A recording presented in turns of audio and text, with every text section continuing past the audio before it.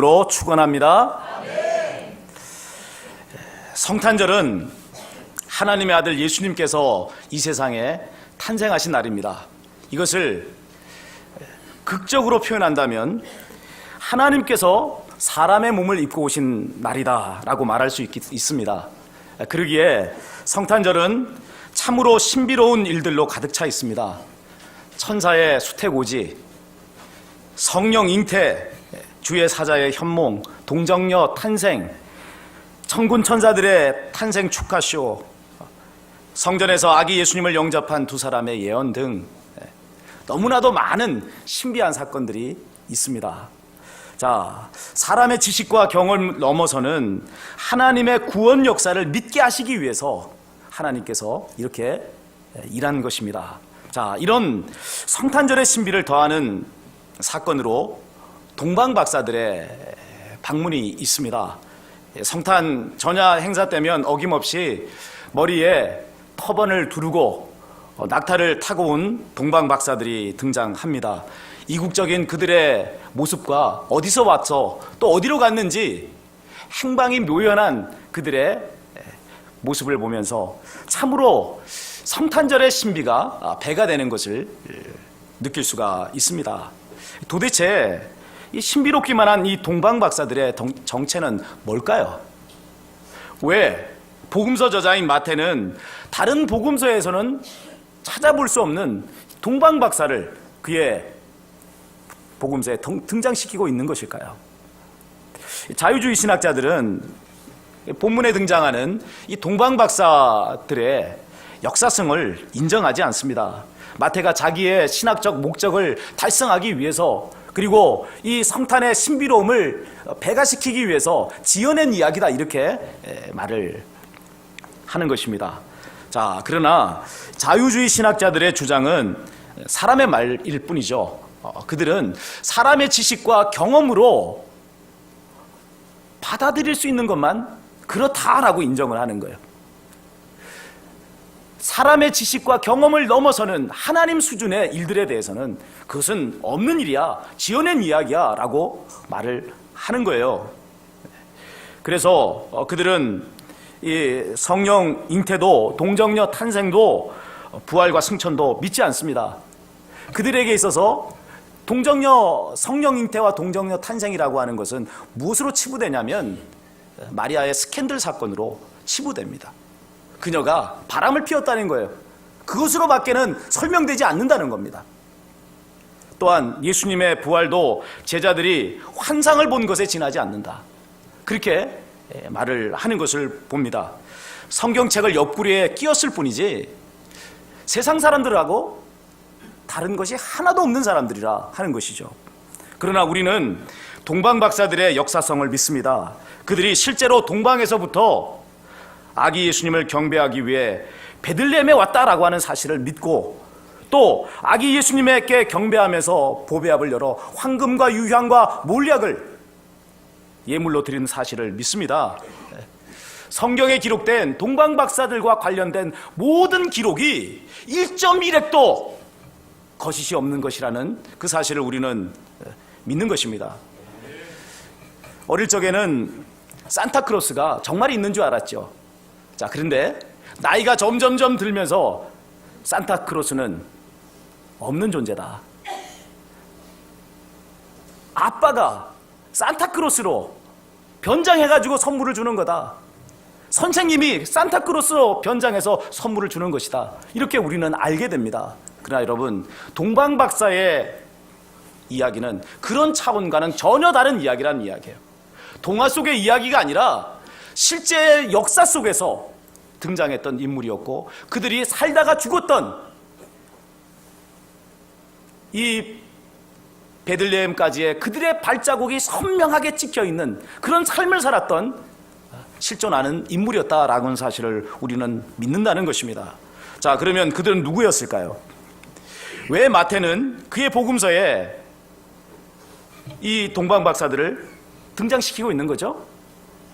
2절을 보면은 이 동방박사들이 예루살렘을 찾아온 목적이 기록되어져 있습니다. 우리 2절을 함께 소리내어서 읽도록 하겠습니다. 유대인의 왕으로 나신 이가 어디 계시냐? 우리가 동방에서 그의 별을 보고 그에게 경배하러 왔노라 하니. 동방 박사들이 예루살렘을 방문한 이유가 무엇이라고요? 유대인의 왕으로 나신 이에게 경배하기 위해서 왔다라는 것입니다. 그들이 유대인의 왕으로 나신 이의 탄생을 알게 된 것은 동방에서 그의 별을 보았기 때문입니다. 이런 진술은 이 사람들의 정체가 무엇인가를 풀 수 있는 열쇠를 제공해줘요. 첫째는 어디서부터 왔다는 거 알려주죠? 동방으로부터 왔다. 두 번째는 이 사람들은 무엇을 연구하는 사람? 별을 연구하는 사람. 별을 연구하는 점성술가였다라고 하는 것을 우리에게 알려주는 것입니다. 그들에게 동방박사라고 하는 이름이 붙여진 것도 이런 이유 때문입니다. 자, 동방에서 별을 연구한다라고 하는 것은요, 그들이 대단히 신분이 높은 사람이라는 것을 말을 해줍니다. 그들은 천체의 운행과 현상을 관찰해서 나라의 기륭 화복을 점쳤던 그런 사람들이었어요.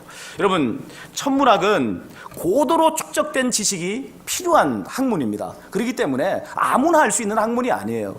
뿐만 아니라 나라의 운명, 왕의 운명과 관련된 그 일을 들여다보는 학문이었기 때문에 그 학문은 제한된 사람들에게만 허용된 학문이었어요. 특별한 그런 특수계층의 사람들, 이들에게 제한된 그런 학문이었고, 그들은 왕의 자문관으로 일을 했던 것입니다.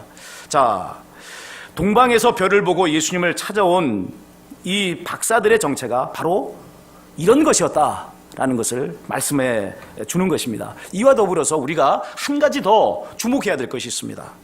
마태는 박사들이 온 곳을 동방이라고만 말을 하지 정확하게 그 지명이 어딘지라고 하는 것을 밝히고 있지 않죠.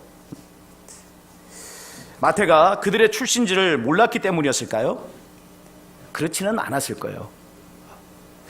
그가 여기 이 마태복음에 기록한 내용들을 보면 그들이 행했던 세세한 행적들까지 다 알고 있습니다. 그렇다면 그는 틀림없이 이들이 어디에서 왔는지, 그들의 출신지가 어디였는지 분명하게 알았을 것입니다. 그런데도 출신지를 밝히지 않는 데는 이유가 있는 거예요.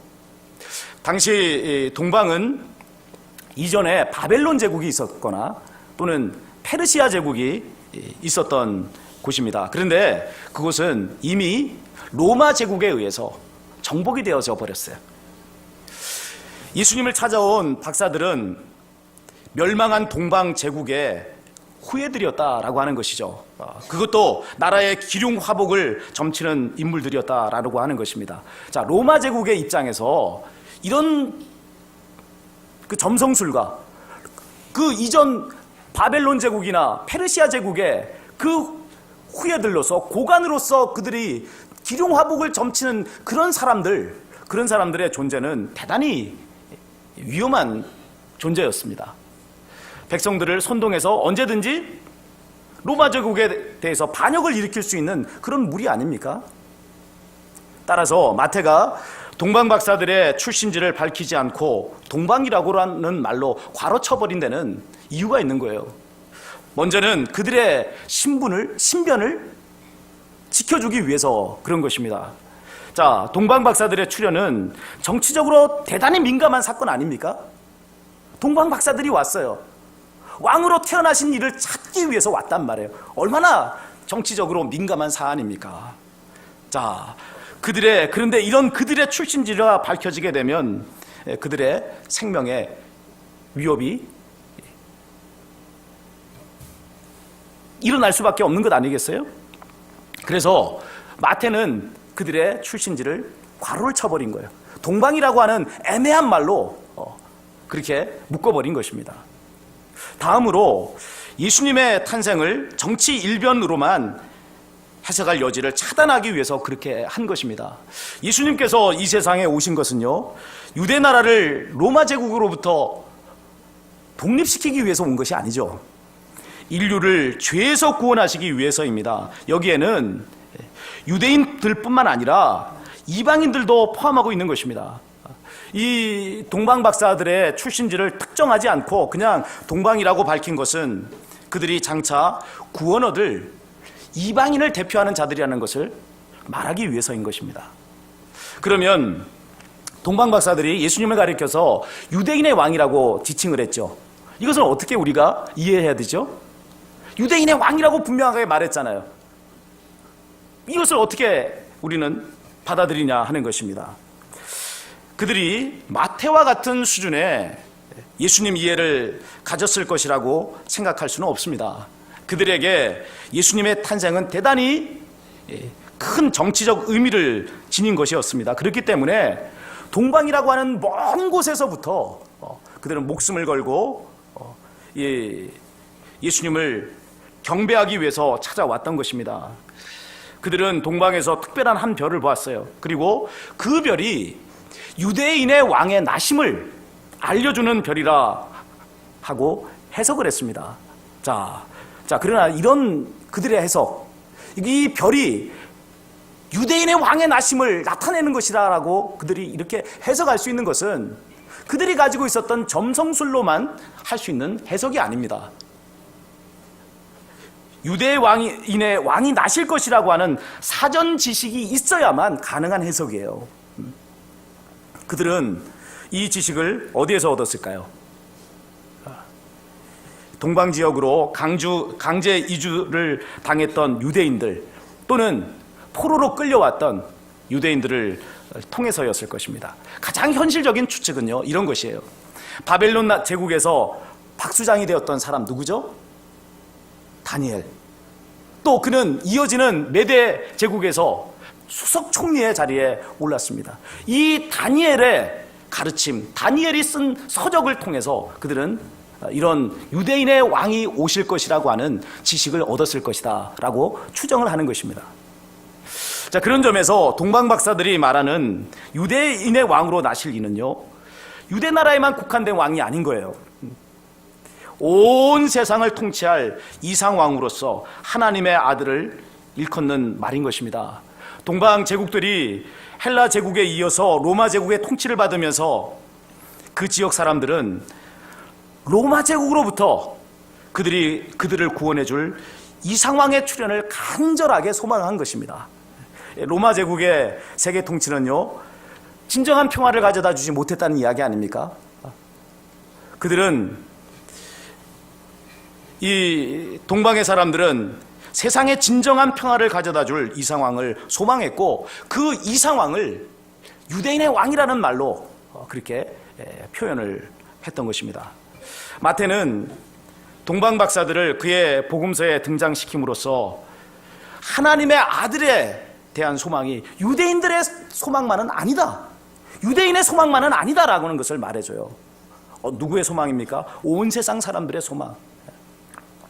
진정한 평화가 아닌 평화를 가장한 폭력에 의해 억압받는 모든 사람들이 한결같은 마음으로 고대하는 그 소망이 바로 이것이다 라는 것을 말씀해 주고 있는 것이죠. 이 소망을 성취하시기 위해서 오신 분이 누구예요? 누구라고요? 예수님이라는 것입니다. 예수님은 로마 제국을 대체할 또 다른 지상 왕국을 건설하기 위해서 오신 분이 아닙니다.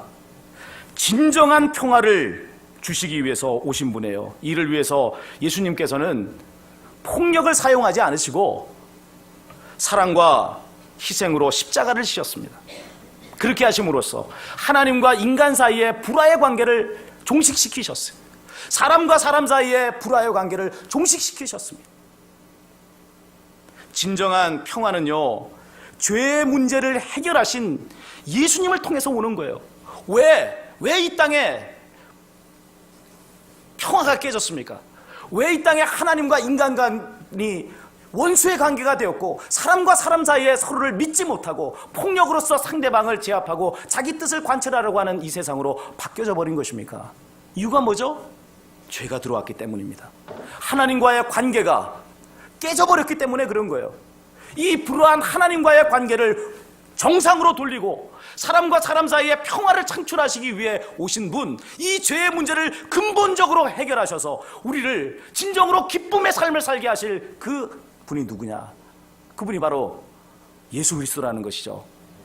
로마 제국으로 대표되는 폭력으로 지배하는 세상의 질서가, 세상에 그렇게 말하는 세상의 거짓된 평화가 사람들에게 진정한 생명과 위로와 행복을 줄 수 없다라는 것을 말씀해 주는 것입니다. 이 동방 박사들의 예수님 이해는 이런 정도의 수준은 아니었습니다. 그들의 신앙 수준을 말한다면 구도자 정도의 수준, 진리가 어디 있느냐라고 하는 것을 찾고자 하는 그런 수준이었다고 말씀을 드릴 수 있습니다. 그러나 그들의 예루살렘 방문은 온 세상에 진정한 평화를 가져다 주심으로 새 시대를 여실 이상왕의 탄생을 경축하기 위한 것임에 틀림이 없습니다. 자, 그런데 이런 그들의 등장이 헤롯과 온 예루살렘을 소동으로 몰아넣었다라고 하는 것입니다. 그들이 왜 소동했죠? 헤롯과 온 예루살렘을 왜 소동한 것입니다? 한 것입니까?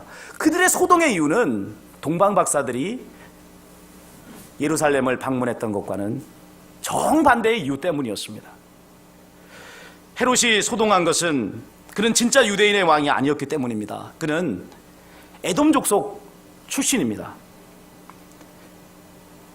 그는 로마 황제의 환심을 사서 유대인의 왕의 자리에 오른 가짜 유대인의 왕이었다라고 하는 사실입니다. 그런 까닭에 진짜 유대인의 왕이 나셨다는 말을 듣자 그는 소동한 것입니다. 역사의 기록들을 살펴보게 되면 그가 유대인의 왕의 자리를 차지하기 위해서 수단 방법을 가리지 않았다는 사실을 알 수가 있습니다. 그는 이 왕의 자리에 집착한 나머지 그의 두 아들을 죽였어요. 그리고 그가 그렇게 사랑하는 아내마저도 그는 죽여버립니다. 자기의 왕위에 위협이 될 수 있겠다라고 하는 의심을 가졌기 때문에 그래요. 또한 백성들에게서 엄청난 재물을 수탈해서 로마 제국에 가져다 바쳤습니다. 그의 말년의 모습은요, 거의 미치광이 수준이었어요.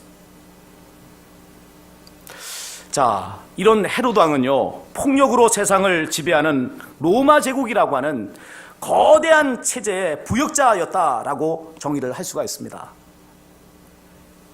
그는 동방 박사들이 그에게 돌아오지 않자 베들레헴에 군대를 보내서, 그래서 2살로부터 그 아래의 사내 아이들을 모조리 다 죽여버립니다.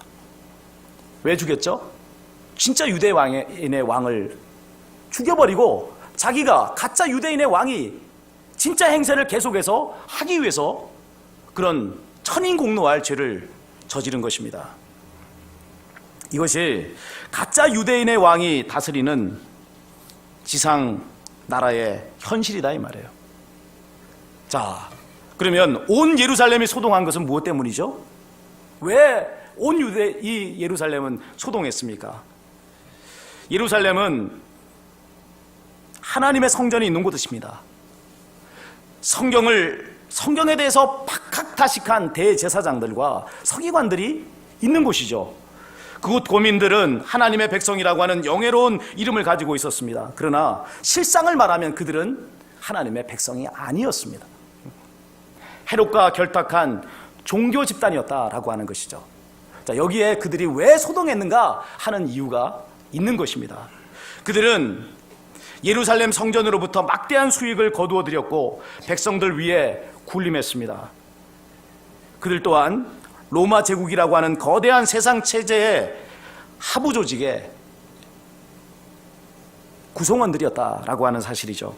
말로는 하나님의 아들을 기다린다라고 말을 하였지만은 헤롯 왕을 자신의 왕으로 섬기면서 권력의 부스러기, 재물의 부스러기를 통해서 배를 불렸던 그런 존재들이었다는 것입니다. 왜 이 사람들이 이렇게 한때는 하나님의 백성이라고 그렇게 자부했고 그렇게 목숨까지 바쳤다고 말했던 이들이 이렇게 저주받은 무리로 전락해버렸을까요? 왜 이렇게 된 것이죠? 하나님의 아들이 오실 것이라고 하는 소망을 잃어버리고 현실과 타협했기 때문에 그렇습니다. 그들은 동방박사들의 방문을 목격했어요. 그들의 목자가 베들레헴에서 탄생하실 것이라고 하는 너무나도 정확한 지식을 가지고 있었습니다. 그런데 어째서 한 사람도 동방박사들과 함께 동행해서 아기 예수님에게 가서 경배했다는 사람이 나오지 않습니까? 왜? 그렇게 정확한 지식을 가졌던 사람들이, 왜 그렇게 하나님을 믿는다고 말했던 그 사람들은 어느 누구도 아기 예수님을 찾아가서 경배한 사람이 왜 없는 거죠? 하나님의 아들이 오시리라고 하는 이 하나님의 말씀을 현실과 동떨어진 옛날 이야기로 여겼기 때문에 그렇습니다. 이것은 오늘 우리에게도 동일하게 적용이 돼요. 우리가 예수님께서 오시리라고 하는 이 소망을 잃어버리는 순간, 내가 하나님 앞에 서게 될 것이라고 하는 종말론적 신앙을 놓쳐버리는 그 순간, 우리는요 급속하게 현실과 타협해버립니다. 하나님의 나라에 대한 소망, 천국이 모든 내 인생의 보석이라고 하는 그 신앙의 고백을 놓쳐버리는 그 순간, 우리는 이 세상에 살아가는 세상의 한 사람들, 세상의 거대한 체계 속에 부역하는 한 사람으로 전락해 버린다는 것입니다. 신앙생활이 종교활동으로 변질되어 버리고요, 하나님의 나라와 그 의를 구하는 삶이 이 세상의 부귀영화를 추구하는 삶이 되어져 버립니다. 하나님의 백성이 아니라 세상을 지배하는 사탄의 종이 되어 버린다는 것입니다. 마태는요 유대인의 왕이라고 하는 이 명칭을 가지고 두 쌍의 대조를 보여주고 있습니다. 진짜 유대인의 왕으로 오신 예수님과 가짜 유대인의 왕인 헤롯을 대조합니다. 또 진짜 하나님의 백성인 동방박사들과 가짜 하나님의 백성인 예루살렘 거민을 대조하고 있죠. 특히 이 동방박사들과 예루살렘 거민의 대조는 이방인과 유대인의 대조예요. 무엇을 말해줍니까? 장차 하나님의 나라의 백성의 자리를 이방인들이 차지하고 유대인들은 그 자리를 잃어버리게 될 것이다 라고 하는 세계의 선교적인 그런 시각을 보여주는 것입니다. 사랑하는 여러분, 만일 우리가 헤롯 왕 때에 살았던 사람들이었다면 과연 나는 어떤 무리에 속했을까요? 동방 박사들의 무리였을까요? 예루살렘 거민의 무리였을까요? 이 질문에 대한 대답은요, 오늘 나의 삶에 있습니다. 지금 나는 예수님을 진정한 나의 왕으로 섬기고 있는가? 아니면 세상의 재물과 세상의 권력을 예수님보다 더 중하게 생각하고 있는가? 여기에 대한 대답이 어떤 것이냐에 따라서 우리는 동방박사의 무리에 속하기도 하고 예루살렘 거민의 무리에 속할 수도 있는 것입니다. 예수님을 왕으로 섬긴다고 하는 것은 동화 속의 이야기가 아닙니다. 먼 거리를 이동해 왔고 헤롯 왕의 위협을 피해서 다른 길로 고국으로 돌아가야 했던 동방박사들처럼 고난을 자초하는 현실적인 일이에요. 우리가 말하는 십자가는요, 여러분 목에 매끈하게 금빛, 은빛으로 만들어 놓은 그런 십자가가 아닙니다. 예수님께서 십자가를 지고 가셨던 그 십자가는 너무나도 거친 나무로 거기에 자기의 몸이 못 박혀 죽어야 했던 그런 십자가였습니다. 여러분, 이게 현실이란 말이에요. 그냥 막연하게 하나님을 믿는 백성이 된다는 것, 막연하게 동방박사의 무리에 속한다는 것, 그것은 막연한 이야기가 아니라는 것입니다. 내가 죽기로 각오하지 않고서는, 내가 내 삶의 현실 가운데 고난을 자초하지 않고서는 그 무리에 속할 수 없다는 것을 말씀해 주는 것이죠. 그럼에도 불구하고 우리가 예수님을 우리의 왕으로 섬겨야 되는 이유는 너무나 분명합니다. 왜 그렇죠? 그분만이 이 세상에 진정한 평화를 가져다 주는 하나님의 아들이기 때문에 그렇습니다. 아멘. 주 예수여 오시옵소서. 우리 다 같이 주신 말씀을 기억하시면서 결단의 기도